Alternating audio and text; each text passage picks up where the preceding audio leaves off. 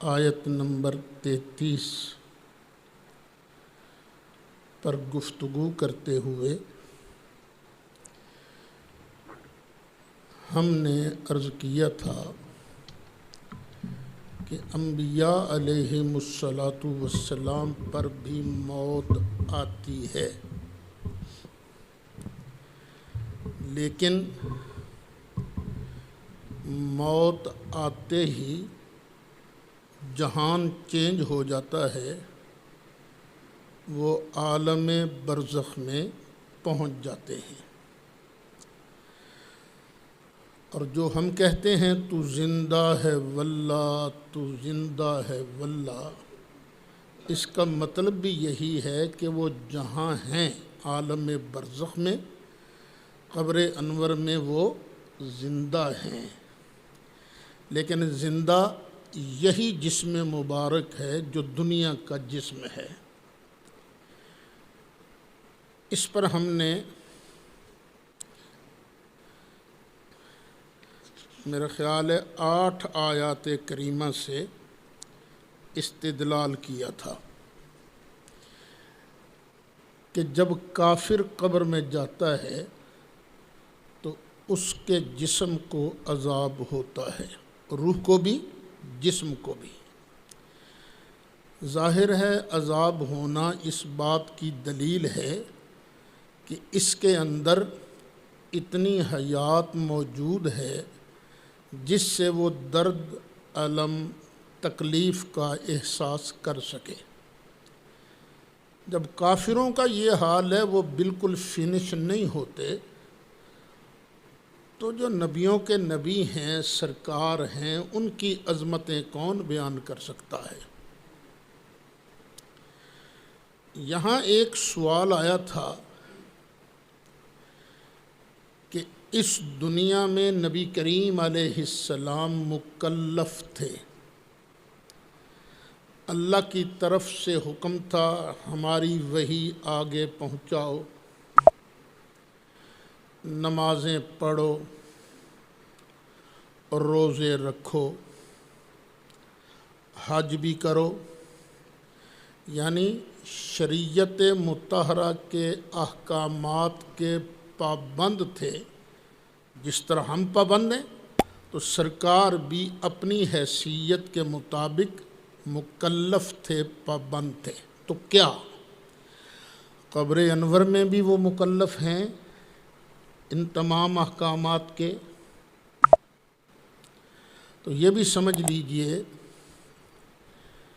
بچہ پیدا ہوتا ہے، زندہ ہوتا ہے جسم، لیکن وہ نماز کا مکلف ابھی نہیں ہوا، روزے کا مکلف بھی ابھی نہیں ہوا۔ وہ ایک خاص ایج ہے، عمر ہے، جب وہاں پہنچتا ہے تو احکام شرعیہ کا مکلف اس وقت ہوتا ہے۔ اپنے وقت سے پہلے زندہ ہوتا ضرور ہے لیکن مکلف نہیں ہوتا۔ بس سمجھ لیجئے انبیاء علیہم الصلاۃ والسلام اپنی اپنی قبروں میں زندہ تو ہیں، لیکن ان پابندیوں سے آزاد ہیں۔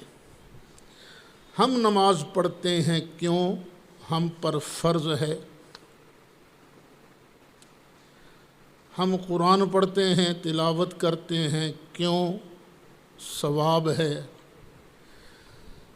انبیاء علیہم السلام بھی اپنی اپنی قبروں میں نماز پڑھتے ہیں، ثواب کے لیے نہیں، سواد کے لیے۔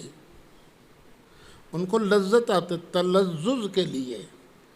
وہاں اپنی اپنی قبروں میں وہ مکلف نہیں ہیں، مکلف تھے یہاں اس عالم میں۔ اللہ سمجھنے کی بھی توفیق عطا فرمائے، اور مجھے پوری امید ہے کہ اگر کوئی بندہ مسلکی تعصب سے ہٹ کر یہ میرے درس سنے گا تو انشاءاللہ اس کا رواں رواں گواہی دے گا کہ مذہب اہل سنت و جماعت ہی حق ہے، سچ ہے، یہی مسلک قرآن حکیم کے عین مطابق ہے۔ 8 آیات کریمہ سے میں نے استدلال کیا تھا، ایک میں نے 9 لکھی ہیں اپنی کتاب میں، ایک کو میں نے بیان نہیں کیا تھا۔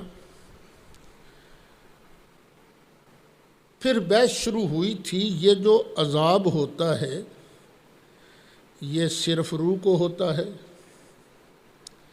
یا صرف بدن کو ہوتا ہے یا روح مع البدن دونوں کو ہوتا ہے؟ تو اس پر میں نے 4 حوالے کل پیش کیے تھے کہ یہ عذاب نہ اکیلی روح کو نہ اکیلے جسم کو بلکہ دونوں کو اکٹھا ہوتا ہے، روح کو بھی اور جسم کو بھی۔ اب اسی بات کو میں آگے بڑھاتا ہوں۔ 5واں حوالہ، ایک بزرگ گزرے ہیں امام قسطلانی رحمۃ اللہ علیہ، جنہوں نے بخاری شریف کی شرح لکھی ہے جس کا نام ہے ارشاد الساری۔ یہ جو بخاری شریف پڑھانے والے اساتذہ ہیں نا، جب ان کو شروع میں ان کے سپرد سبق کیا جاتا ہے آپ نے بخاری پڑھانی ہے، تو پہلے کچھ سال بڑی محنت کرتے ہیں، فتح الباری دیکھو، عمدۃ القاری دیکھو، یہ بھی شرح دیکھو، وہ شرح بھی دیکھو، لیکن جب 5-6 بار پڑھا لیتے ہیں نا پھر سب چھوٹ جاتی ہیں، صرف ارشاد الساری سے ہی ان کا کام چل جاتا ہے، یعنی مختصر ہے اور جامع ہے۔ اور امام قسطلانی نے نبی کریم علیہ السلام کی سیرت مبارکہ پر بڑی معتبر کتاب لکھی ہے جس کا نام ہے المواہب الدنیا۔ تو امام قسطلانی رحمۃ اللہ علیہ اپنی کتاب ارشاد الساری جلد 2 صفحہ 460 پر لکھتے ہیں،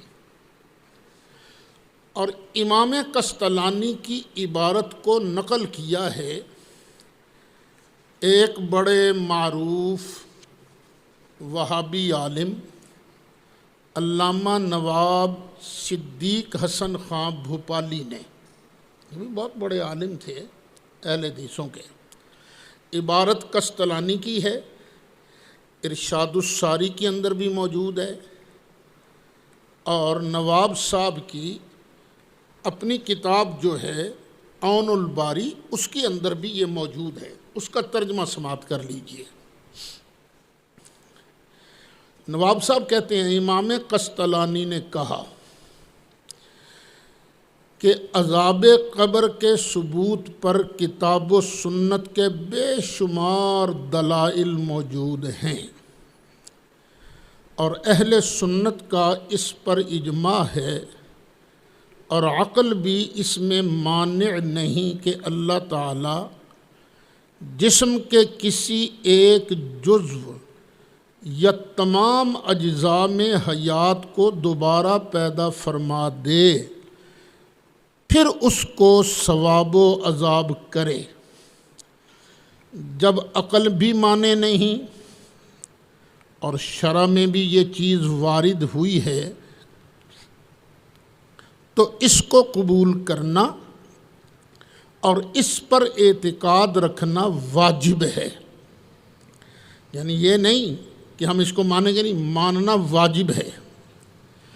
اچھا، اگر میت کے اجزاء بکھر چکے ہوں، جیسا کہ عام طور پر مشاہدہ ہوتا ہے، بندے کی میت ہے قبر میں رکھی گئی، کچھ عرصے کے بعد جب قبر کسی وجہ سے کھلی تو دیکھا اجزاء بکھرے پڑے ہیں، ہڈیاں ہی رہ جاتی ہیں، باقی تو کچھ ہوتا نہیں۔ اگر میت کے اجزاء بکھر بھی چکے ہوں جیسا کہ عام طور پر مشاہدہ ہوتا ہے، یا اس کو درندوں، پرندوں اور سمندروں کی مچھلیوں نے بھی کھا لیا ہو، پھر بھی ان اجزاء میں حیات کے لوٹنے پر مانع موجود نہیں۔ وہ کہتے ہیں کوئی ایسی دلیل موجود نہیں کہ اب ان کے اندر دوبارہ حیات اللہ پیدا کر نہیں سکتا۔ جس طرح کہ اللہ تعالیٰ حشر میں حیات کو لوٹا دے گا، قیامت میں بھی تو یہی ہوگا نا، کہ یہ جسم جو ریزہ ریزہ ہو چکا ہے پھر اللہ اس کو اکٹھا کرے گا، پھر اس میں حیات پیدا فرمائے گا۔ اور اللہ تعالیٰ اس پر قادر ہے، پس آنے واحد میں ایک شخص کی روح کا مشارق و مغارب میں بکھرے ہوئے اجزاء کے ساتھ تعلق بعید نہیں۔ ایک میت ہے، سمندر میں ڈوب گئی، مچھلیوں نے کھا لیا، اس کے کچھ اجزاء کسی مچھلی کے پیٹ میں، کسی کے اجزاء دوسری مچھلی کے پیٹ میں، مچھلیوں نے سفر کرنا شروع کر دیا، ایک پہنچ گئی امریکہ اور ایک پہنچ گئی انڈیا۔ تو اللہ تعالیٰ اس بات پر قادر ہے کہ ایک روح کا تعلق بیک وقت ان بکھرے ہوئے اجزاء کے ساتھ کر دے وے۔ دیکھو نا، ہمارا جسم ہے، ہمارے جسم کے اندر کتنی چیزیں ہیں؟ ہاتھ ہیں، یہ بھی ہاتھ ہے، پاؤں ہیں، دونوں کان ہیں، سر ہیں، بال ہیں، ناخن ہیں، پیٹ ہیں، یہ سارے اجزاء ہیں نا۔ روح تو ایک ہے، اس ایک روح کا تعلق بندے کے جسم کے ہر جز سے ہوتا ہے کہ نہیں ہوتا؟ تو جو اللہ دنیا میں ایک جسم کے ہر جز کے ساتھ روح کا تعلق قائم فرما دیتا ہے، وہ اس پر بھی قادر ہے کہ مرنے کے بعد اس کے اجزاء بکھر جائیں، پھر بھی اللہ تعالیٰ روح کا اس کے ساتھ تعلق قائم رکھنے پر قادر ہے۔ اچھا، پھر آگے مسئلے کی وضاحت ہو رہی ہے۔ پس بے شک یہ تعلق حلول کے طریقہ پر نہیں ہے۔ یہ جو روح کا تعلق ہے نا، اس وقت ہمارے جسم کے اندر روح ہے، اور جب مرنے والا مر جاتا ہے، اجزاء بکھر جاتے ہیں، تو روح کا تعلق اس طرح نہیں ہوتا کہ روح حلول کر جائے، نہیں۔ مصابیح الجامع میں ہے کہ عذاب قبر کے متعلق احادیث اتنی کثرت سے وارد ہیں کہ متعدد محدثین نے تواتر کا دعویٰ کیا ہے۔ یعنی کئی محدثین فرماتے ہیں اس مسئلے میں اتنی حدیثیں موجود ہیں جو حد تواتر تک پہنچ چکی ہیں، اور اتنے لوگوں کا جھوٹ پر اجتماع نہیں ہو سکتا۔ اگر اس جیسی بات بھی درست اور صحیح نہ ہو تو دین کی کوئی بات بھی درست اور صحیح نہ ہوگی۔ یہ ہے آخری بات جو انہوں نے کی ہے۔ اگر قبر کا عذاب بھی درست نہیں، کیوں کہ قبر کے عذاب کو اتنے لوگوں نے بیان کیا ہے جن کا جھوٹ پر جمع ہونا محال ہے، تو دین کی کس بات پر اعتبار ہوگا؟ سب سے بڑی چیز تو قرآن ہے نا، تو قرآن پر اعتبار کیوں ہے؟ اس لیے کہ یہ نبی کریم علیہ الصلاۃ والسلام سے ہم تک تواتر کے ذریعے پہنچا ہے۔ تواتر جو ہے بہت بڑی دلیل ہوتی ہے۔ تو اس بات پر بھی ہمارے مخالفین کو ٹھنڈے دل سے غور کرنا چاہیے۔ ایک اور بزرگ گزرے ہیں، امام قاضی صدر الدین، انہوں نے عقیدہ طحاویہ کی شرح لکھی، عقائد کی کتاب ہے، مکتبہ سلفیہ نے اس کو شائع کیا ہے۔ اس کے صفحہ نمبر 451 پر جو عبارت موجود ہے اس کا ترجمہ سن لیجئے۔ وہ فرماتے ہیں قبر میں سوال صرف روح سے نہیں ہوتا، جیسا کہ ابن حزم وغیرہ کا قول ہے۔ ایک عالم گزرے ہیں جنہیں کہتے ہیں ابن حزم ظاہری، وہ کہتا ہے نہیں، عذاب صرف روح کو ہوتا ہے۔ تو یہ فرماتے ہیں کہ نہیں، یہ بات درست نہیں، ابن حزم کا قول غلط ہے۔ اس سے بھی غلط قول اس کا ہے جو یہ کہتا ہے کہ عذاب قبر صرف بدن کو ہوتا ہے، روح کو نہیں۔ یعنی کچھ آدمی ایسے ہیں جو یہ بھی کہتے ہیں، لیکن یہ دونوں باتیں غلط ہیں۔ نہ عذاب قبر صرف روح کو ہوتا ہے، نہ عذاب قبر صرف بدن کو ہوتا ہے، بلکہ عذاب قبر کس کو ہوتا ہے؟ روح کو بھی اور جسم کو بھی۔ یہ قاضی صاحب فرماتے ہیں احادیث صحیحہ ان دونوں اقوال کو رد کر رہی ہیں۔ صحیح حدیثیں بیان کرتی ہیں نہ صرف روح کو نہ صرف بدن کو، بلکہ دونوں کو عذاب ہوتا ہے۔ اہل سنت و جماعت کا اس بات پر اتفاق ہے کہ عذاب قبر روح اور بدن دونوں کو ہوتا ہے، خواہ روح بدن سے متصل ہو یا الگ۔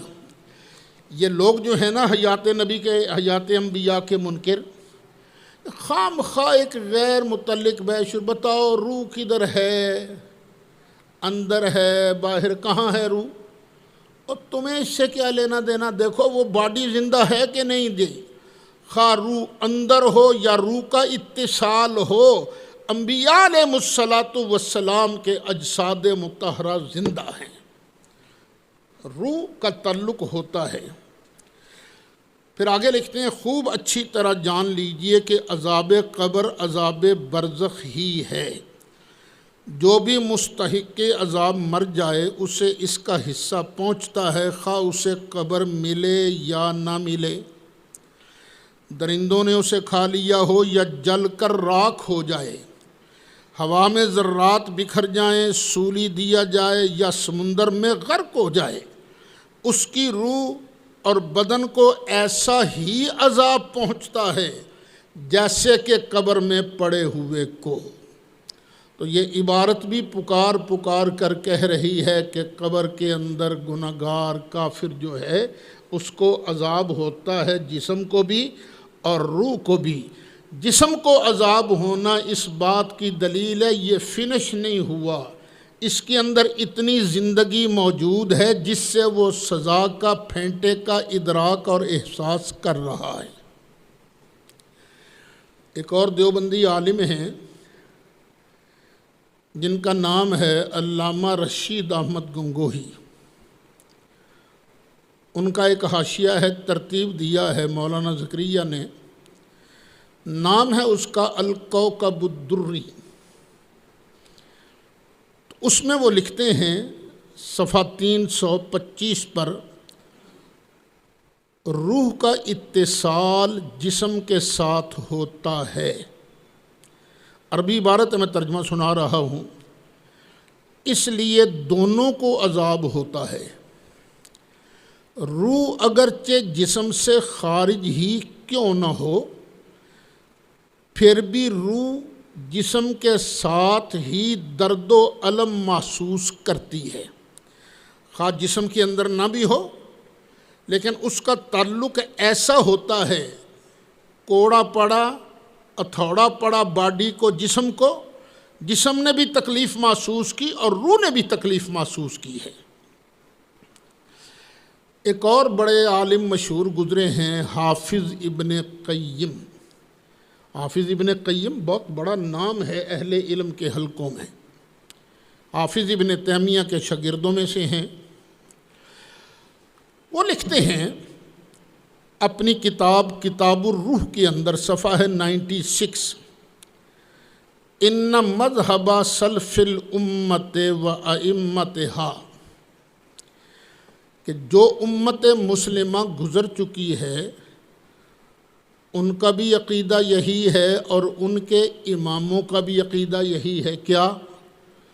ان المیت اذا مات، کہ میت جب مر جاتی ہے، یکون فی نعیم او عذاب، تو یا تو وہ پھینٹا کھا رہی ہوتی ہے، دکھوں میں ہوتی ہے یا نعمتوں میں ہوتی ہے، سکھوں میں ہوتی ہے۔ وَإِنَّ ذَلِكَ يَحْصُلُ لِرُوحِهِ وَبَدَنِهِ، اور یہ نعمتیں اور عذاب یہ مرنے والے کے بدن اور روح دونوں کو حاصل ہوتی ہے۔ یہ کون کہہ رہے ہیں؟ حافظ ابن قیم۔ دیکھیں اصل دلائل یہ نہیں ہے، اصل دلائل میں نے پیش کیے ہیں قرآن مجید فرقان حمید کی 8 آیات مبارکہ۔ اب میں اس کے بعد جو سلف صالحین گزرے ہیں یا مخالفین ان کے حوالے پیش کر رہا ہوں تاکہ کوئی عذاب قبر کا انکار نہ کرے۔ جب عذاب قبر مان لیا تو پھر آگے تو 2 منٹ کی بات ہے نا میرے مصطفیٰ علیہ السلام کی حیات طیبہ کو منوانا۔ امام جلال الدین سیوطی رحمۃ اللہ علیہ وہ ارشاد فرماتے ہیں، وہ کہتے ہیں علماء نے یہ کہا ہے، امام سیوطی پہلے علماء کا حوالہ دے رہے ہیں کہ عذاب قبر جو ہے یہ عذاب برزخ ہی ہے۔ اچھا، اسے عذاب قبر کیوں کہتے ہیں؟ اسے قبر کی طرف اس لیے مضاف کیا گیا ہے کہ غالب طور پر انسان قبر ہی میں دفن ہوتا ہے، وگرنہ ہر وہ میت جس کو اللہ تعالیٰ عذاب دینے کا ارادہ فرماتا ہے اسے عذاب پہنچتا ہے۔ جس میت کو بھی عذاب دینے کا ارادہ کرے اسے عذاب پہنچتا ہے، خواہ اسے قبر میسر ہو یا نہ ہو، خواہ وہ سولی پر ہو یا سمندر میں غرق، اسے جانوروں نے کھا لیا ہو یا وہ جل کر راکھ ہو چکا ہو یا وہ ذرات کی شکل میں ہوا میں اڑتا ہو، اللہ تعالیٰ قادر ہے، اللہ تعالیٰ اس کو وہاں پر عذاب پہنچاتا ہے۔ آگے لکھتے ہیں وَمَحَلُّهُ الرُّوحُ وَالْبَدَنُ جَمِيعًا، اس عذاب کی جگہ کیا ہے، محل کیا ہے؟ روح اور بدن دونوں، بے اتفاق اہل سنت، اہل سنت کا اس پر اتفاق ہے کہ روح اور بدن دونوں کو عذاب ہوتا ہے۔ وَكَذَا الْقَوْلُ فِي النَّعِيمِ، اور اسی طرح کا قول ہے علماء کا اس بندے کے بارے جس پر اللہ احسان فرما رہا ہے، نعمتوں کی بارشیں فرما رہا ہے، وہ خواہ قبر میں ہو، خواہ درندے کھا گئے ہوں، خواہ سمندر میں غرق ہو، مچھلیوں کے پیٹوں میں ہو، یا جل گئی ہو، اس کی راکھ ہوا میں اڑ رہی ہو، جہاں کہیں بھی ہو، اللہ تعالیٰ اپنے فضل سے اس کی روح اور اس کے بدن کے اجزاء کو نیک ہو تو اسے آرام اور راحت پہنچاتا ہے۔ یہ ہے شرح الصدور صفحہ 177۔ 4 حوالے کل پیش کیے تھے، 4 حوالے اب ہو گئے، کتنے ہو گئے کل؟ 8۔ ایک بزرگ گزرے ہیں جن کا نام ہے امام تقی الدین سبکی رحمۃ اللہ علیہ، وہ بھی یہی ارشاد فرماتے ہیں وَإِنَّ عَذَابَ الْقَبْرِ وَنَعِيمَهُ لِلْجَسَدِ وَالرُّوحِ جَمِيعًا، بے شک قبر کا عذاب ہو یا قبر کی نعمتیں یہ جسم اور روح دونوں کے لیے ہیں۔ وَإِذَا كَانَ نَعِيمُ غَيْرِ الشَّهِيدِ كَذَلِكَ فَالنَّعِيمُ الشَّهِيدِ أَتَمُّ وَأَوْلَى وَأَكْمَلُ، جب شہید کے علاوہ عام مومن کی نعمتوں کا یہ حال ہے تو شہید کو جو اللہ تعالیٰ انعام دیتا ہے وہ دوسروں کے انعامات سے زیادہ تام، زیادہ بہتر اور زیادہ کامل انعامات اللہ ارشاد فرماتا ہے۔ کن کو؟ شہیدوں کو۔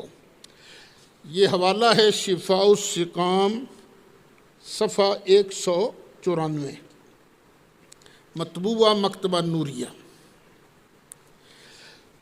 اب ایک اور وہابی عالم ہیں جن کا نام ہے احمد حسن دہلوی، اچھی کتابیں ہیں ان کی، علمی اختلاف اپنی جگہ پر، لیکن جس کا علم ہو اس کا اقرار بھی کر لینا چاہیے۔ میرے کئی ساتھی لڑ جاتے ہیں، لڑ پڑتے ہیں، یہ تم کیا کرتے ہو، مخالفوں کی قابلیت کا اقرار کرتے ہوئے کیوں نہ کروں، ہے جو اختلاف تو علمی ہے نا، ان کے اپنے دلائل ہیں، ہمارے اپنے دلائل ہیں، لیکن علم بہرحال علم ہے۔ اللہ تعالیٰ سب کو ہدایت نصیب فرمائے۔ وہ لکھتے ہیں، انہوں نے مشکات شریف کی شرح لکھی ہے، اس کا نام ہے تنقیح الروات۔ اصل میں وہ راویوں کی بحث کرتے ہیں، فی تخریج احادیث المشکات۔ اس کی پہلی جلد کے صفحہ 31 پر لکھتے ہیں، ترجمہ کر رہا ہوں میں، اہل سنت کا مذہب ہے کہ عذاب قبر ثابت ہے۔ خوارج، معتزلہ اور بعض مرجئہ مخالف ہیں، وہ اس کی نفی کرتے ہیں، لیکن احادیث باب مخالفین کا رد کر رہی ہے۔ یعنی اس چیپٹر میں جتنی حدیثیں بیان ہوئی ہیں وہ ان کا رد کر رہی ہیں، خارجیوں کا بھی، معتزلہ کے بھی، بعض مرجئہ کا بھی۔ اہل سنت کے نزدیک عذاب روح کے واپس کیے جانے کے بعد جسم اصلی کو ہوتا ہے۔ روح واپس جسم میں لوٹائی جاتی ہے تو جو جسم اصلی ہے اسی کو عذاب ہوتا ہے روح کے لوٹانے کے بعد۔ بعض لوگوں نے کہا ہے کہ قبر میں سوال صرف بدن سے ہوتا ہے، اور بعض نے کہا ہے کہ صرف روح سے، لیکن نبی اکرم صلی اللہ علیہ وسلم کا ارشاد گرامی ہے، اس میت کی روح لوٹائی جاتی ہے۔ سرکار کا جو ارشاد ہے وہ لفظ کیا ہے، تعاد روحہ فی بعض روایات، بعض روایات میں یہ ہے کہ اس کی روح کو جسم میں لوٹایا جاتا ہے۔ یہ جو سرکار کا فرمان ہے پہلے دونوں باتوں کا رد کر رہا ہے۔ تو سرکار کے فرمانے کے مطابق نہ صرف روح کو عذاب، نہ صرف بدن کو عذاب، بلکہ روح اور بدن دونوں کو عذاب دیا جاتا ہے۔ یہ کتنے حوالے ہو گئے؟ 10۔ اب ہے 11واں حوالہ۔ تفنن طبع کے طور پر عرض کرتا ہوں 11ویں کے نام کا 11واں حوالہ، اور ہے بھی ایک بہت بڑے امام کا حوالہ، امام نووی رحمۃ اللہ علیہ، جنہوں نے مسلم شریف کی بڑی شاندار شرح لکھی ہے۔ عام طور پر جو مسلم شریف چھپتی ہے نا عربی میں، تو نیچے انہی کا حاشیہ جو ہے وہ درج کیا جاتا ہے، شرح صحیح مسلم از امام نووی رحمۃ اللہ علیہ۔ لمبی عبارت ہے، ذرا ہضم کر لیجئے گا صبر کے ساتھ، اس کا ترجمہ عرض کر دیتا ہوں۔ وہ فرماتے ہیں، جاننا چاہیے کہ اہل سنت کا مذہب یہ ہے کہ عذاب قبر ثابت ہے، اور اس پر کتاب و سنت کے بے شمار دلائل موجود ہیں۔ ارشاد ربانی ہے، صبح و شام ان پر آگ پیش کی جاتی ہے۔ میں پیچھے بتا چکا ہوں آپ کو۔ الآیہ، صحابہ کرام رضوان اللہ علیہم اجمعین کی ایک جماعت کا نبی اکرم صلی اللہ علیہ وسلم سے متعدد مقامات پر عذاب قبر کو بیان کرنا صحیح احادیث سے ثابت ہے۔ یعنی کئی صحابہ کرام نے سرکار کی حدیثیں بیان کی ہیں کہ قبر میں بندے کو عذاب ہوتا ہے، اور عقلاً بھی یہ بات ممتنع نہیں کہ اللہ تعالیٰ جسم کے کسی حصہ میں زندگی لوٹا دے اور اسے عذاب کرے۔ جب یہ چیز عقلاً ممنوع نہیں اور شرع نے اس کو بیان بھی فرمایا ہے، تو اس کو قبول کرنا اور اس پر اعتقاد رکھنا واجب ہوگا۔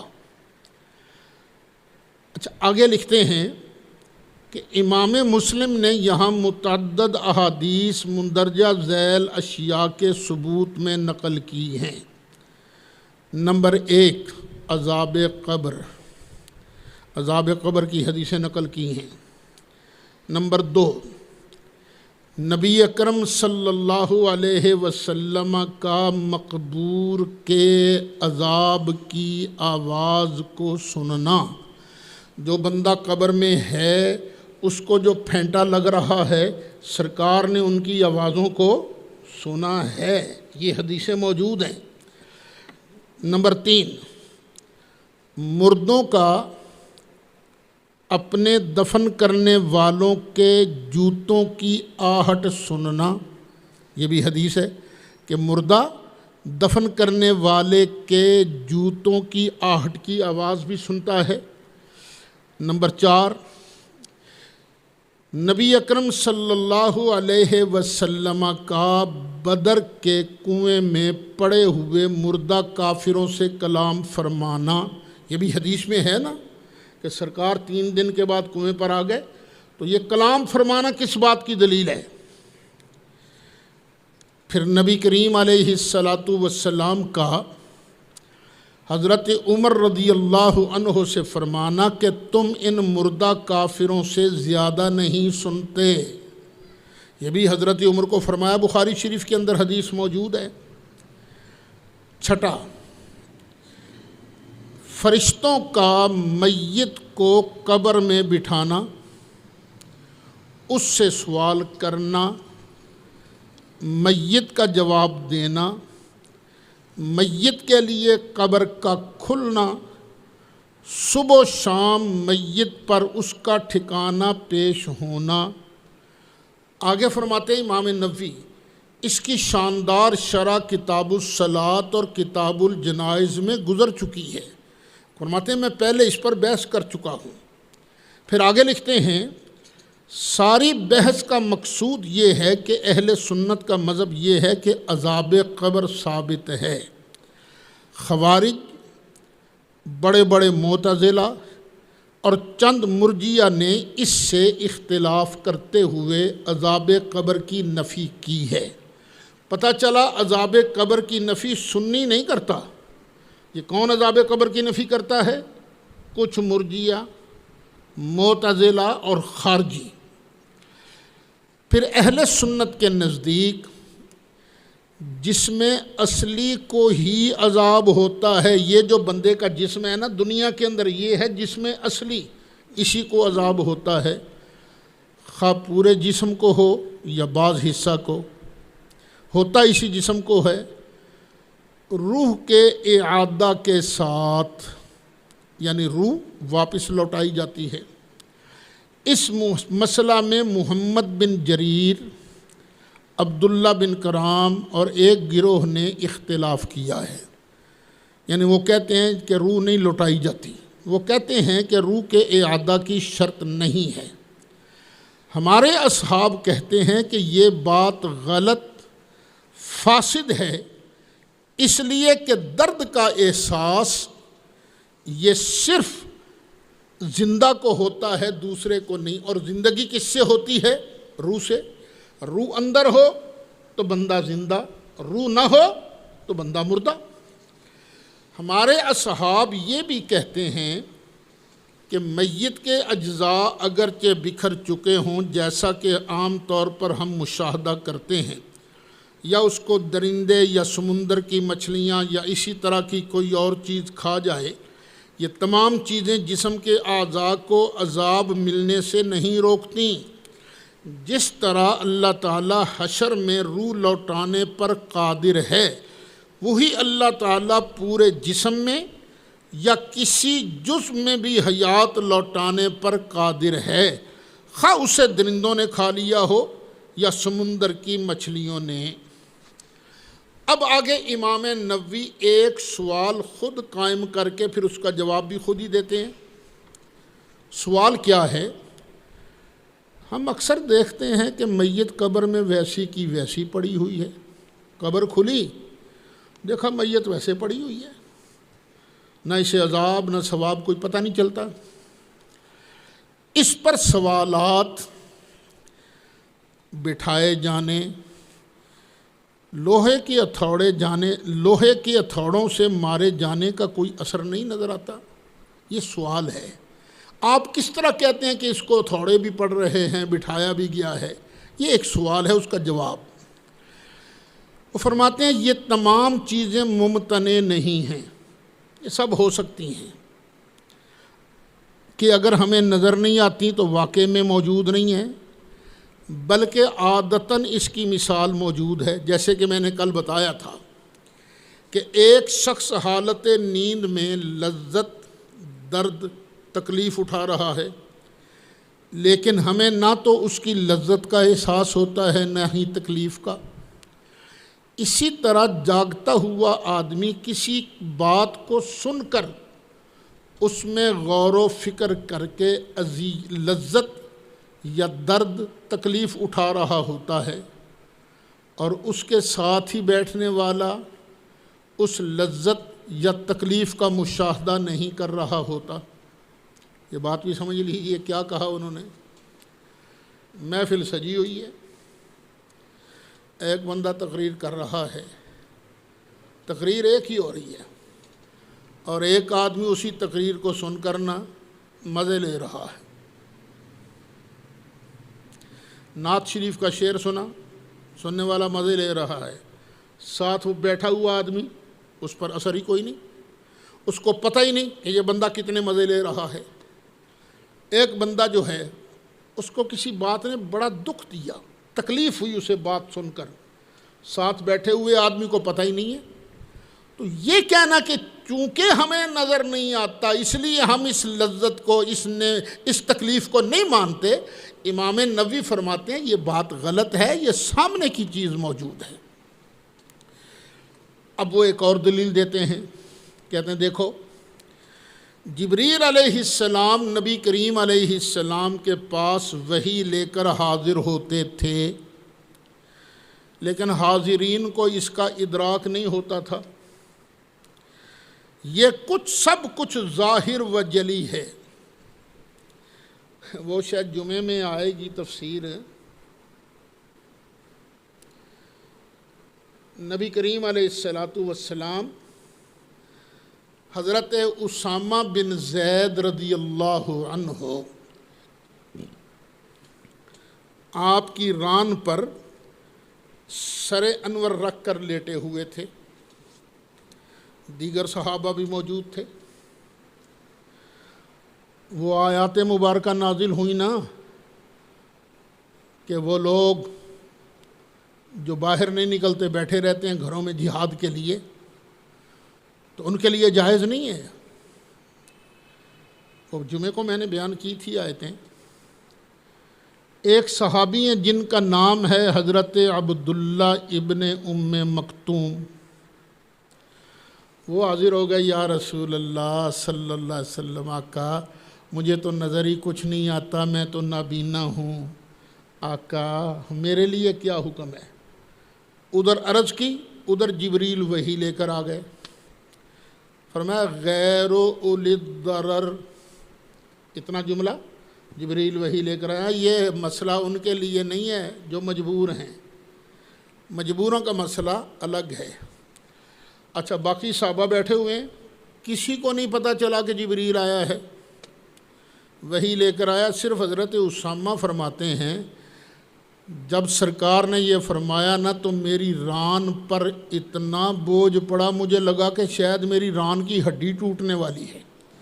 اب دیکھیے جبریل آیا ہے، صرف حضرت اسامہ کو محسوس ہوتا ہے، باقی کسی صحابی کو محسوس نہیں ہوا، تو کیا ہم اس کا انکار کر دیں گے کہ نہیں جی چونکہ ہمیں نظر نہیں آتا اس لیے ہم عذاب قبر کو نہیں مانتے؟ اور تیرا نظر نہ آنا تیری نظر کا قصور ہے، جس پر ہم ایمان لے کے آئے ہیں وہ مصطفیٰ نے ہمیں بتایا ہے کہ قبر والے کو عذاب بھی ہوتا ہے اور قبر والے کو ثواب بھی ہوتا ہے۔ واہ قربان جائیں امام نووی تیرے۔ اچھا پھر آگے امام نووی فرماتے ہیں ہمارے اصحاب نے کہا ہے کہ حدیث شریف میں میت کو بٹھانے کا جو ذکر ہے ہو سکتا ہے یہ صرف قبر والے کے ساتھ مخصوص ہو، کہ جو بندہ قبر میں گیا ہے نا اسے اٹھا کر بٹھایا جاتا ہے، علاوہ اس کے جس کو راستہ میں پھینک دیا گیا ہو اور جس کو درندے یا مچھلیاں کھا گئی ہوں۔ بہرحال میت کو ہتھوڑوں سے مارنا تو اس کے لیے قبر کا فراخ ہونا اور اسے مارا جانا ممنوع نہیں ہے۔ یہ سب کچھ ہو سکتا ہے، ہمیں نظر نہ آئے تو یہ ہماری عقل کی بات ہے، ہماری نظر کی کمزوری کی بات ہے۔ میرے مصطفیٰ کا فرمانا حق اور سچ ہے۔ ایماندار ہوتا ہی کون ہے؟ جو زبان مصطفیٰ پر اعتبار کرے۔ کتنی آیتیں ہم نے پہلے بیان کی ہیں؟ 8، جن میں ثابت کیا گیا ہے کہ قبر والا کافر ہے تو اس کو قبر کے اندر لگتا ہے پھینٹا۔ اب آئی 9ویں آیت کہ جب قبر کے اندر بندہ مومن جاتا ہے تو اس کے ساتھ کیا ہوتا ہے۔ ہم ترتیب کے ساتھ چلیں گے نا، نکالیے 13واں پارہ سورۃ ابراہیم آیت نمبر 27۔ یثبت اللہ الذین آمنوا بالقول الثابت فی الحیاۃ الدنیا وفی الآخرہ۔ ثابت قدم رکھتا ہے اللہ ایمان والوں کو حق بات پر، دنیا کی زندگی میں اور آخرت میں۔ اللہ تعالیٰ ایمان والوں کو حق بات پر ثابت قدم رکھتا ہے، پھسلنے نہیں دیتا۔ کہاں کہاں؟ دنیا میں بھی اور آخرت میں بھی۔ نہ دنیا میں پھسلنے دیتا ہے، نہ ہی آخرت میں پھسلنے دیتا ہے۔ ایک حق بات ہے اس کی برکت سے۔ وہ حق بات کیا ہے وہ بعد میں عرض کرتا ہوں۔ پھسلتا کون ہے اور ثابت قدم کون رہتا ہے؟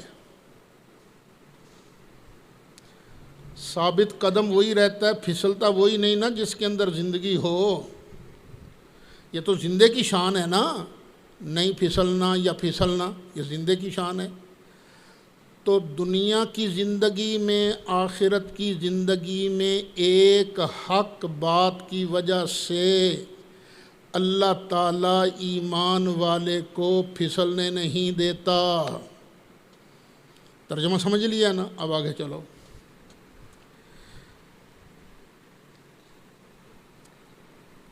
قرآن کی بہترین تفسیروں میں سے ایک تفسیر وہ ہے جو خود نبی کریم علیہ السلام نے فرمائی ہے۔ اب نبی کریم علیہ السلام سے اس آیت مبارکہ کی تفسیر سنتے ہیں، بخاری شریف ہے۔ حضرت سیدنا براء بن عازب رضی اللہ عنہ فرماتے ہیں کہ نبی اکرم صلی اللہ علیہ وسلم نے ارشاد فرمایا کہ جب بندہ مومن کو قبر میں اٹھا کر بٹھایا جاتا ہے، اس کے پاس فرشتے آتے ہیں، پھر وہ گواہی دیتا ہے کس بات کی؟ اللہ الہ الا اللہ وان محمد الرسول اللہ۔ اس بات کی گواہی دیتا ہے نا کہ اللہ کے علاوہ کوئی معبود نہیں، اور بے شک محمد صلی اللہ علیہ وسلم اللہ کے رسول ہیں۔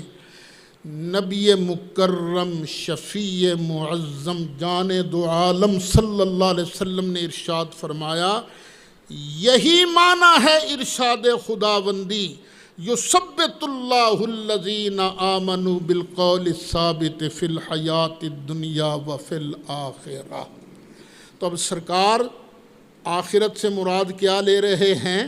قبر۔ اور قول ثابت سے مراد کیا لے رہے ہیں؟ کلمہ طیبہ لا الہ الا اللہ محمد الرسول اللہ۔ بندہ مومن نے جو دنیا میں کلمہ طیبہ پڑھا ہے، اس کلمہ طیبہ کی برکت سے اللہ تعالیٰ اسے دنیا میں بھی ثابت قدم رکھتا ہے اور قبر کے اندر بھی ثابت قدم رکھتا ہے۔ بخاری شریف جلد 1 صفحہ 183۔ اچھا، اس پر ذرا چند حوالے اور سن لیجئے کہ فی الآخرہ سے مراد ہے قبر۔ احسن التفاسیر جلد 2 صفحہ 264۔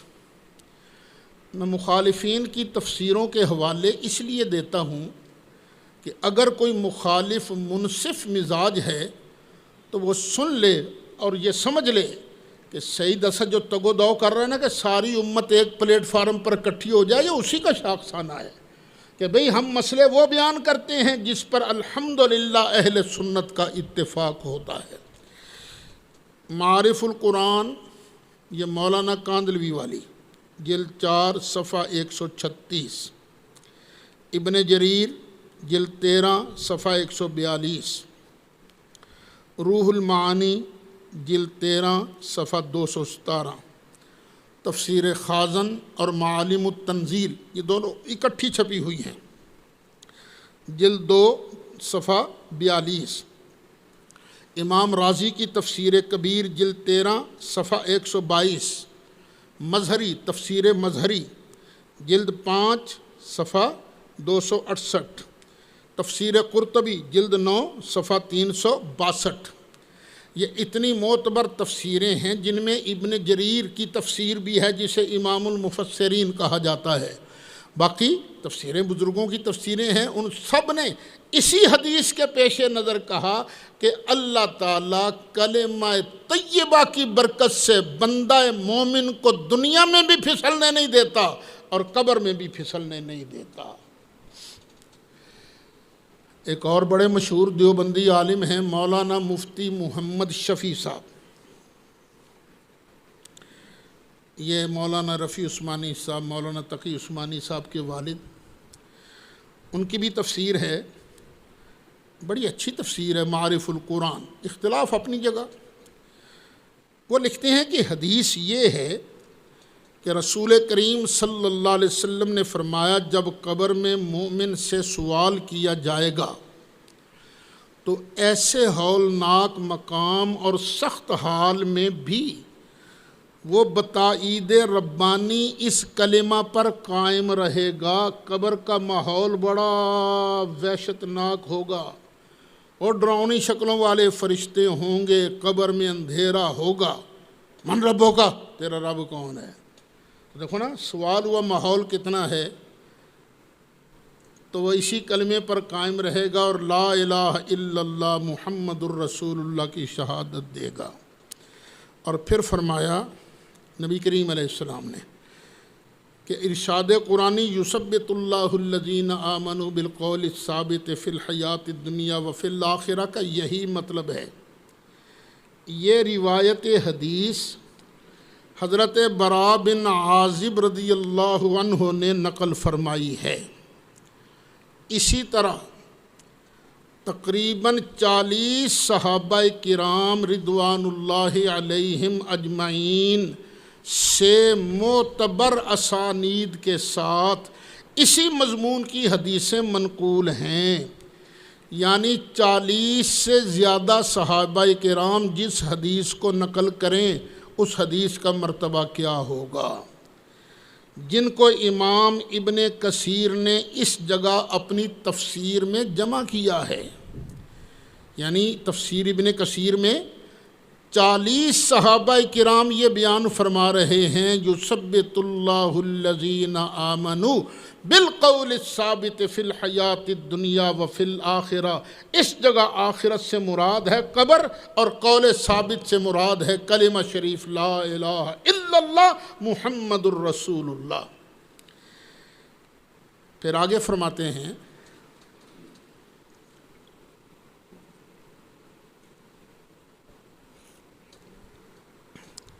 اور شیخ جلال الدین سیوطی نے اپنے منظوم رسالہ التثبیت عند التبییت میں، یعنی انہوں نے شعروں میں ایک رسالہ لکھا ہے التثبیت عند التبییت، اور شرح صدور میں 70 احادیث کا حوالہ نقل کر کے ان روایات کو متواتر فرمایا ہے۔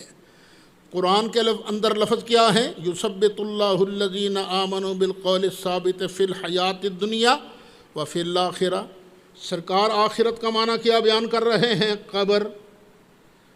40 حدیثیں نقل کی ہیں مختلف صحابہ کرام سے، امام ابن کثیر نے، وہ کیا فرماتے ہیں؟ قبر، آخرت سے مراد کیا ہے؟ قبر۔ اور امام جلال الدین سیوطی 70 حدیثیں نقل کر کے کیا فرماتے ہیں؟ اس سے مراد کیا ہے؟ قبر۔ کلمہ قول ثابت سے مراد کیا ہے؟ کلمہ لا الہ الا اللہ محمد الرسول اللہ۔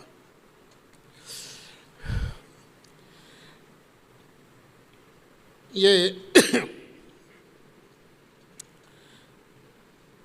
ایک اور مولوی صاحب ہیں مولانا غلام اللہ خان، جن کا میں نے پہلے بھی تذکرہ کیا تھا۔ ان کی تفسیر ہے جواہر القرآن، اس کے اندر لکھتے ہیں جلد 2 صفحہ 568 کہ یہ بشارت دنیاوی و اخروی ہے۔ الآخرت سے عالم برزخ مراد ہے، یعنی اللہ تعالیٰ اہل اخلاص مومنین کو دنیا میں اور قبر میں کلمہ توحید کی برکت سے ثابت قدم رکھتا ہے۔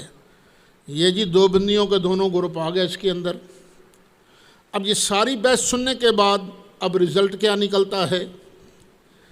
قرآن حکیم، نبی کریم علیہ السلام کے ارشاد گرامی، صحابہ کرام اور مفسرین کے فرمان سے واضح طور پر معلوم ہوا کہ قبر میں ایماندار ثابت قدم رہتا ہے، پھسلتا نہیں۔ ثابت قدم رہنا تب ہی متصور ہو سکتا ہے جب ایماندار کو زندہ مانا جائے۔ جب قبر میں ایماندار زندہ ہے تو اب سنو، جن کے طفیل مومنوں کو ایمان ملتا ہے یعنی جناب محمد الرسول اللہ صلی اللہ علیہ وسلم، وہ کس طرح زندہ نہیں ہوں گے؟ اور جن کے صدقے مومن قبر میں پھسلتا نہیں زندہ ہے، تو وہ لجپالا کبھی اپنی قبر انور کے اندر زندہ ہیں۔ چلیں تھوڑا سا ٹیسٹ چینج کرتا ہوں میں۔ یہ جو تھے نا دیوبندی عالم مولانا اشرف علی تھانوی، وہ بڑے ٹیسٹی مولوی صاحب تھے، بڑے ٹیسٹی۔ اچھا، انہوں نے 2 واقعات لکھے ہیں۔ یہ ہر کسی کے لیے دلیل نہیں ہے۔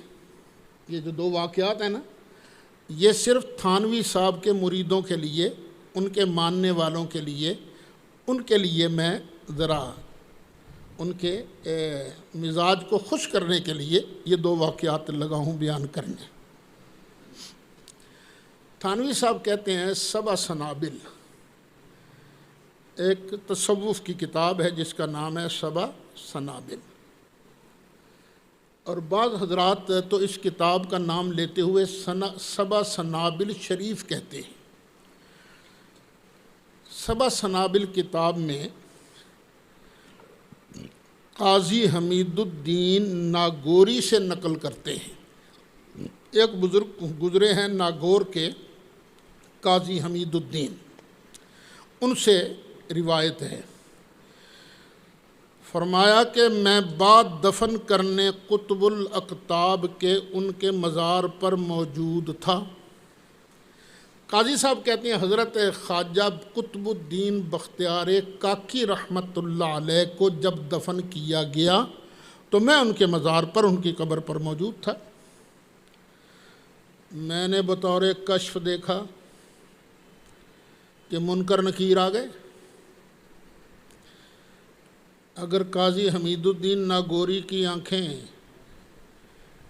پڑی ہوئی مٹی کو چیر کر قبر کے اندر کا نظارہ کر سکتی ہیں تو یارو مصطفیٰ علیہ السلام کی نگاہوں کی طاقت کا عالم کیا ہوگا۔ منکر نکیر آئے اور حضرت خواجہ کے سامنے بڑے ادب سے بیٹھ گئے۔ اوروں کو ادب نہیں کرتے یہ فرشتے، اٹھا کے بٹھاتے ہیں، اٹھے، لیکن حضرت خواجہ قطب الدین بختیار کاکی قطب الاقطاب کے سامنے ادب سے بیٹھ گئے۔ اسی اثناء میں 2 فرشتے اور آ گئے۔ ان 2 فرشتوں نے آ کر حضرت خواجہ قطب الدین سے فرمایا کہ قطب الدین، اللہ تعالیٰ آپ کو سلام کہتا ہے۔ اور اس طرح جی کہ جب تو قبر میں جائے تو قبر میں فرشتے بھی تجھے اللہ کا سلام پہنچائیں، تجھے اللہ سلام فرماتا ہے۔ اور ایک کاغذ جس پر سبز روشنائی سے، سبز گرین کلر کی وہ جو روشنائی تھی نا، سیاہی، لکھا ہوا نکالا، اور فرشتوں نے بڑے ادب سے حضرت خواجہ کے ہاتھ میں دے دیا کہ اللہ نے یہ آپ کو انعام بھیجا ہے۔ اس میں لکھا کیا تھا؟ اے قطب الدین، میں تم سے خوش ہوں اور میں نے تمہاری برکت سے حضرت محمد مصطفیٰ صلی اللہ علیہ وسلم کی امت کے سب گناہگاروں کی قبروں سے عذاب اٹھا لیا ہے۔ یہ فرشتوں نے آن کے کس کو کہا؟ حضرت خواجہ قطب الدین بختیار کاکی کو۔ دیکھنے والے کون ہیں؟ قاضی حمید الدین ناگوری۔ بیان کون کر رہے ہیں؟ مولانا اشرف علی تھانوی۔ حوالہ ان کے پاس 7 سنابل کا ہے۔ بھئی ہم غریب سنی اگر سرکار کو اپنی قبر میں زندہ مانیں، ہم پر اگر تم شرک کا فتویٰ لگاؤ اور مولانا تھانوی کو رحمت اللہ علیہ کہو، پھر خود سوچو یہ انصاف کی بات ہے؟ جو جرم ہمارا ہے، جس کو ہمارا جرم کہتے ہو، وہی بات تھانوی صاحب لکھیں، وہ تو رحمت اللہ علیہ، وہ حکیم الامت، وہ تو بڑے بڑے القابات کے حامل، اور ہم غریبوں نے آپ کا کیا بگاڑا ہے؟ اس لیے میں کہتا ہوں خدا کے لیے ضد چھوڑ دو، آؤ کتاب و سنت پر ہم سب جمع ہو جائیں۔ جو اللہ کا قرآن کہے تم بھی مانو ہم بھی مانیں، اور جو حدیث قرآن کے مطابق ہے، اور ساری حدیثوں کی میں بات نہیں کرتا، حدیث وہی ہے جو قرآن کے خلاف نہ ہو، وہ صحیح حدیث ہے۔ تو جو احادیث صحیح ہیں، قرآن کے مطابق ہیں، آؤ ان پر عمل تم بھی کرو ہم بھی کریں، تاکہ پاکستان کے اندر یوں ایک وحدت پیدا ہو جائے اور کافروں پر روب پڑے اور دبدبا پڑے۔ اور تمہاری برکت سے حضرت محمد صلی اللہ علیہ وسلم کی امت کے سب گناہگاروں کی قبروں سے عذاب اٹھا لیا، اس لیے کہ جب زندوں نے تم سے بڑا نفع اٹھایا ہے، مردے بھی تم سے نفع حاصل کریں۔ جب تک تم زندہ تھے تو زندوں نے تم سے نفع حاصل کیا، تو میں اللہ چاہتا ہوں اب تم قبر میں آئے ہو تو مردے بھی تم سے نفع حاصل کریں۔ اور نفع حاصل کرنے والا پھر زندہ ہوتا ہے یا فنش نہیں ہوتا وہ۔ 2 فرشتے اور پہنچے۔ پہلے منکر نکیر آئے تھے، پھر 2 فرشتے آئے، پھر 2 فرشتے اور آ گئے۔ اب قبر میں کتنے فرشتے ہو گئے؟ 6۔ 2 فرشتے اور پہنچے، خواجہ کو حق تعالیٰ کا سلام پہنچایا، اور انہوں نے منکر نکیر سے کہا کہ اللہ فرماتا ہے ہمارے کتب سے سوال مت کرو۔ یہ جو تم 3 سوال کرتے ہو نا، من ربوں کا، ما دینوں کا، ما کنت تقول فی حق ھذا الرجل، یہ سوال مت کرو، اس لیے کہ میں نے اپنے کتب سے خود سوال کر لیا ہے، اور وہ سوال کا جواب ہم کو دے چکا ہے۔ تم لوگ واپس آ جاؤ۔ بھئی یہ میں اصل دلیل نہیں پیش کر رہا، اصل دلیل میں نے وہ آیات کریمہ پیش کی ہیں، 8 آیات کریمہ جن سے عذاب قبر ثابت ہوتا ہے، اور 1 آیت کریمہ وہ جس سے پتہ چلتا ہے کہ قبر کے اندر بندہ مومن کلمہ طیبہ کی برکت سے ثابت قدم رہتا ہے۔ یہ تو 2 میں نے ذرا تمہارا ٹیسٹ چینج کرنے کے لیے 2 واقعات ایک بیان کر دیا ہے، اور دوسرا بھی سن لو۔ اچھا، یہ تھانوی صاحب نے لکھا کہاں ہے؟ معارف اشرفیہ جلد اول، اس کا دوسرا نام ہے السنۃ الجلیہ فی الچشتیۃ العلیہ۔ اس کتاب کے اندر تھانوی صاحب لکھ رہے ہیں۔ اب دوسرا حوالہ سن لو۔ کچھ سنی بیان کرے نا تو یہ لوگ بڑے فتوے لگاتے ہیں، دیکھو سنی کیا کہہ رہے ہیں۔ اب تھانوی صاحب لکھ رہے ہیں، حوالہ ہے افادات یومیہ جلد 2 صفحہ 91۔ تھانوی صاحب کہتے ہیں ایک دھوبی کا انتقال ہو گیا، جب دفن کر چکے نا دھوبی کو تو منکر نکیر آئے اور سوال کیے، من ربوں کا، ما دینوں کا، من حاضر رجل۔ ہر سوال کے جواب میں وہ پتہ کیا کہتا ہے؟ مینوں نہیں پتہ، میں تے غوث پاک دا توبی ہاں، مینوں نہیں پتہ، میں تے غوث پاک دا توبی ہاں، مینوں نہیں پتہ، میں تے غوث پاک دا توبی ہاں۔ فی الحقیقت اب تھانوی صاحب نا اس کا جواب دے رہے ہیں، فی الحقیقت یہ جواب اپنے ایمان کا اجمالی بیان تھا، تفصیلی بیان نہیں، اجمالی بیان تھا۔ وہ کیا کہ میں غوث پاک کا ہم عقیدہ ہوں۔ تم نے پوچھا نا تیرا رب کون؟ تو جو ان کا خدا وہ میرا خدا۔ تم نے پوچھا نا تیرا دین کیا ہے؟ تو جو ان کا دین وہ میرا دین۔ تو بس اسی بات پر کہ میں غوث اعظم کا دھوبی ہوں، اسی بات پر اس دھوبی کو اللہ نے بخش دیا، اس کی نجات ہو گئی۔ ارے میاں اللہ تعالیٰ سے ڈرو۔ اگر تم قرآن کے عالم ہو تو قرآن کی تبلیغ کرو، قرآن کی تبلیغ کرو، مصطفیٰ کے فرمان کی تبلیغ کرو۔ اگر فتویٰ لگانا ہے نا پھر وہ صرف غریبوں پر ہی نہیں، اپنی واری حال لمبی نہ کرو۔ فتویٰ لگے گا اب تو سب پر لگے گا، اگر ایک پر نہیں لگے گا تو انشاءاللہ باقیوں پر بھی نہیں لگے گا۔ چلیے جی آگے بھائی۔